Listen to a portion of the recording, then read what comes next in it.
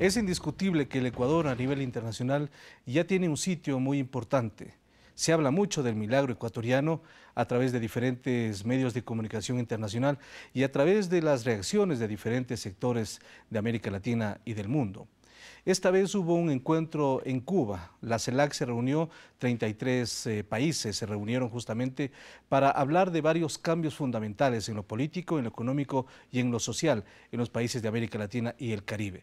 Ecuador, con el presidente de la República y varios ministros, viajaron y lograron algunos temas muy importantes y que vamos justamente a tratar en este diálogo con la ministra coordinadora de Desarrollo Social, Cecilia Baca Jones. Con ella justamente vamos a dialogar sobre lo importante que significa que el Ecuador ya impone una agenda de diálogo, de análisis y de aprobación entre los países de América Latina. Bienvenida, ministra, acá al Ciudadano.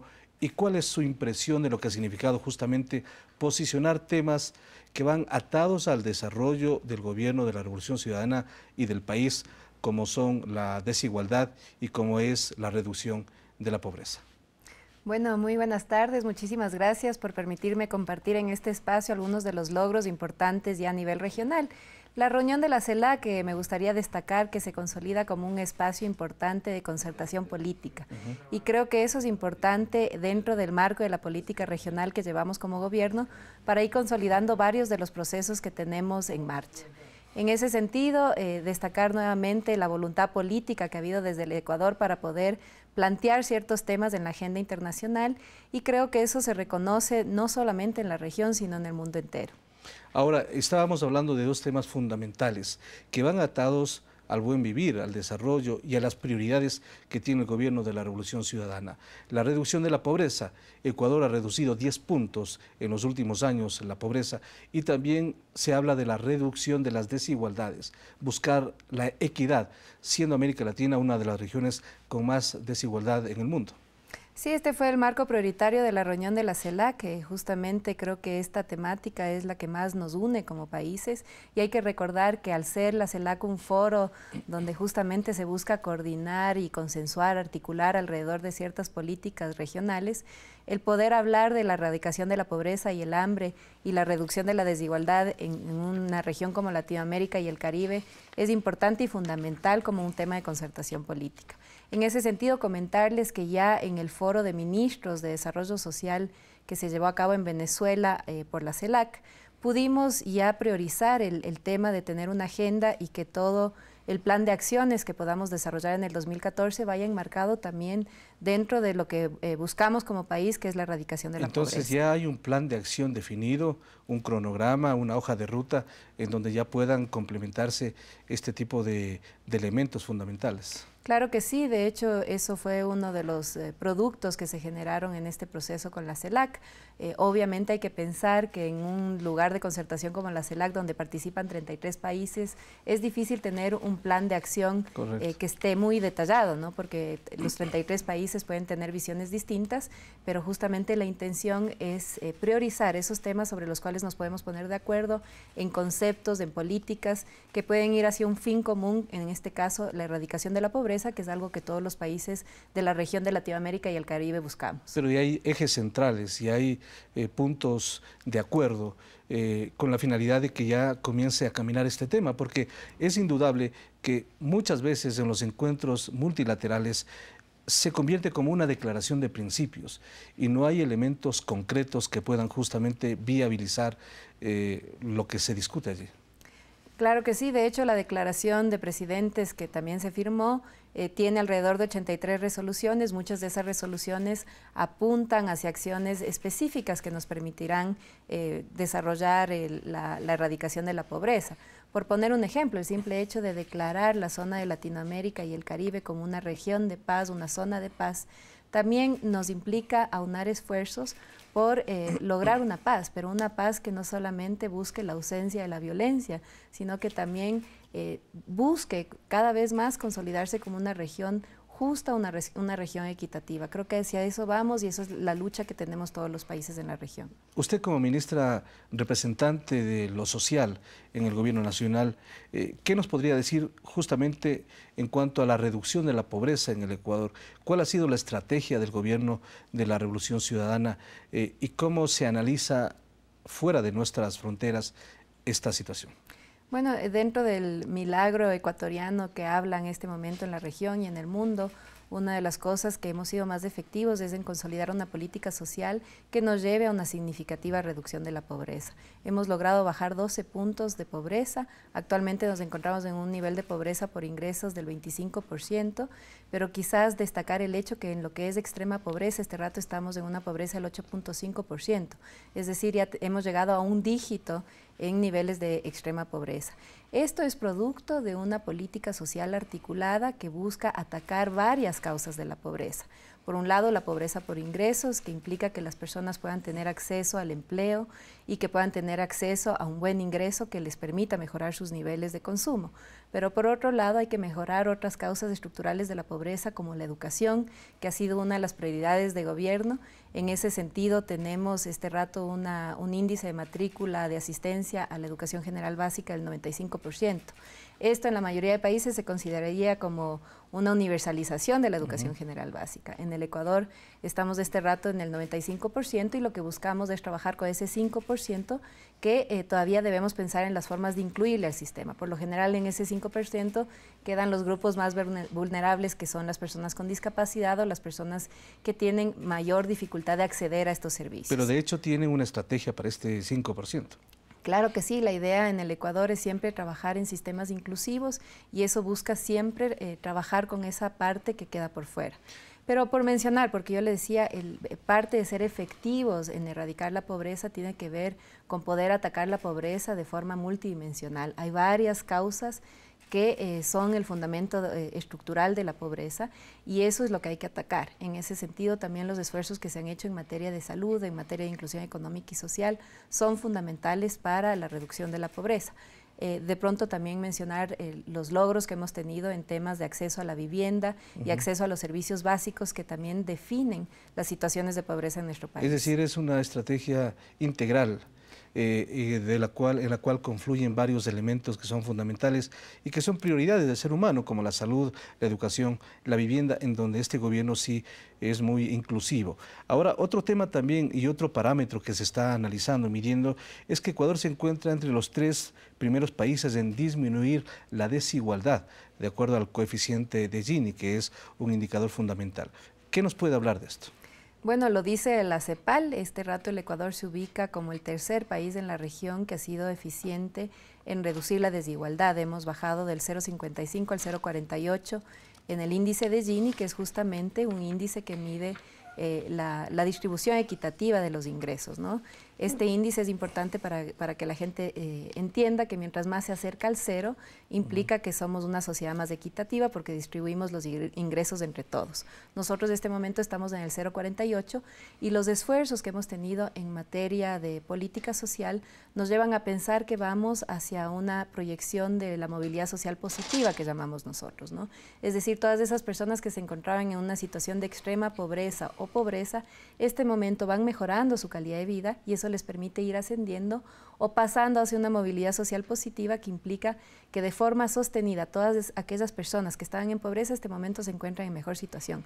Pero también quizás esos deciles más ricos también en este momento perciben menores ingresos, lo cual permite distribuir mejor y de forma equitativa los ingresos en la sociedad. La meta hasta el 2017, ¿cuál es en cuanto a la reducción y a este parámetro de Gini? Si estamos ahora en el 0,48, ¿hacia dónde vamos a llegar? Bueno, en cuanto a la pobreza en general, lo que nos interesa es erradicar la pobreza extrema. Haremos todos los esfuerzos para que esa población que se encuentra entre ese 8.5% podamos hablar de que no existan personas que estén en extrema pobreza en el Ecuador. Insisto, esto implica una política conjunta desde varios ámbitos, donde se apuntala desde la política social y la política productiva que una familia y los hogares que están dentro de esta población que se encuentra en situación de extrema pobreza tengan una serie de beneficios que les permita ir hacia una movilidad social positiva. Y obviamente lo que pensamos es que este indicador y este índice de Gini se reduzca cada vez más para que podamos hablar de una sociedad no solamente sin pobres, sino una sociedad equitativa. Ahora, este sistema o este modelo, este esquema que está realizando el gobierno, priorizando la inversión social en sus diferentes elementos, ¿es sostenible a largo plazo? Porque eso es fundamental, es decir, el acceso gratuito a la salud, a la educación, a la vivienda con grandes posibilidades de financiamiento del Estado y también de quien está interesado en una vivienda. Lo importante es sostener el modelo a mediano y a largo plazo. ¿Cómo está este tema? Es sostenible a medida que exista la voluntad política, ¿no? El presidente Correa lo ha manifestado varias veces, erradicar la pobreza es un imperativo moral, pero depende obviamente que exista una voluntad política donde las definiciones y las acciones apuesten a sostener una inversión en la política social. En el Ecuador en este momento invertimos el 7,7% del Producto Interno Bruto. Esto implica que hemos priorizado una inversión en el sector social porque estamos conscientes que si queremos lograr, tener y construir una sociedad equitativa donde no exista pobreza, tenemos que hacer una apuesta importante a la inversión en las distintas políticas sociales, sobre todo apuntalar los derechos universales como son la salud y la educación. A medida que exista esta voluntad política, es totalmente factible sostener una política social como la que ha emprendido este gobierno. Cuba es uno de los ejemplos y modelos a seguir en algunos aspectos, como salud, como educación, como deporte. Pero en el tema de salud específicamente, ahora que ciertos sectores de los médicos han incomprendido las decisiones que se han tomado tanto en la Asamblea como en el Ejecutivo, en determinar ciertos parámetros para una responsabilidad en torno al ejercicio de la profesión. ¿Se pudo avanzar algo más en torno al modelo cubano de salud?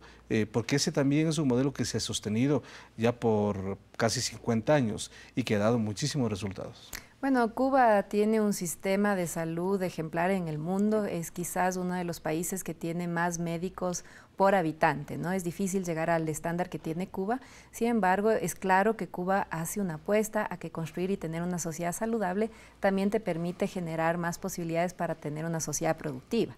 Entonces, las dos grandes apuestas que hace Cuba en salud y educación les permite consolidar una sociedad que hoy por hoy tiene el talento humano que incluso exporta a los distintos países, si pudiéramos hablar en términos de lo que implica la construcción de ese talento humano formado integral. En ese sentido, comentarles que sí, en el Ecuador hacemos una apuesta muy grande a consolidar un sistema de salud donde, por ejemplo, todo el debate que ha habido a lo largo de esta semana alrededor de la buena práctica profesional implica también que nosotros busquemos una calidad de profesionales y prestadores de salud.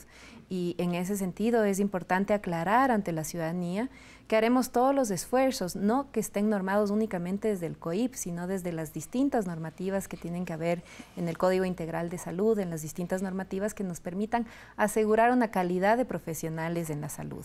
Este rato estamos en varias conversaciones con la CENESID, por ejemplo, para todo el proceso de habilitación de profesionales y prestadores de salud, que es importante, digamos, qué tipo de profesionales estamos habilitando en nuestro sistema de salud. Ahora, que es importante las especializaciones, porque Cuba, si bien tiene amplia gama de posibilidades, pero más bien su especialidad es preventiva, pero las otras especialidades son fundamentales ahora para el país. Claro, digamos, con Cuba hemos trabajado mucho en lo que es los médicos de familia, porque el Ecuador también en este momento hace una apuesta importante a consolidar un sistema de salud preventivo.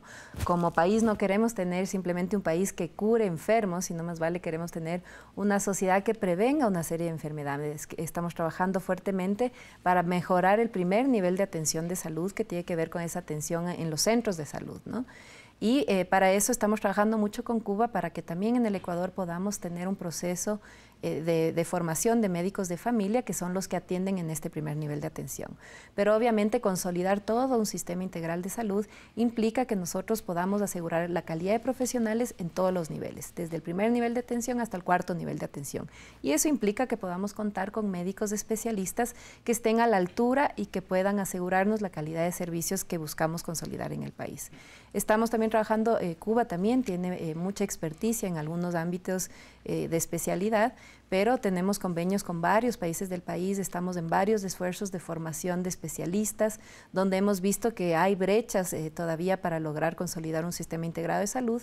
Pero antes, por ejemplo, no se hacía un análisis detallado de cuál era el déficit de profesionales especialistas que teníamos en salud. Ahora ya lo tenemos. Este momento tenemos, entonces todas las becas que se procuran en el exterior van hacia justamente formar esos profesionales que requerimos o que nos hacen falta en los distintos niveles de salud, ¿no?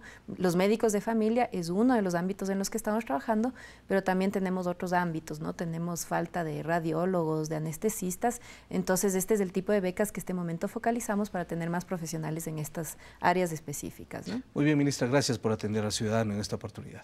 Muchísimas gracias a ustedes y siempre comprometidos con el desarrollo social del país. Muy gentil, la ministra Cecilia Vaca. Ella hemos conversado respecto a lo que significa justamente el aporte social que tiene el gobierno de la Revolución Ciudadana, que se considera ya un ejemplo, un modelo a seguir, el milagro ecuatoriano que se habla a nivel internacional, y sobre los detalles y las conclusiones que significó este encuentro multilateral de la CELAC allá en Cuba hace pocos días. Vamos a hacer una pausa, regresaremos enseguida aquí en El Ciudadano TV.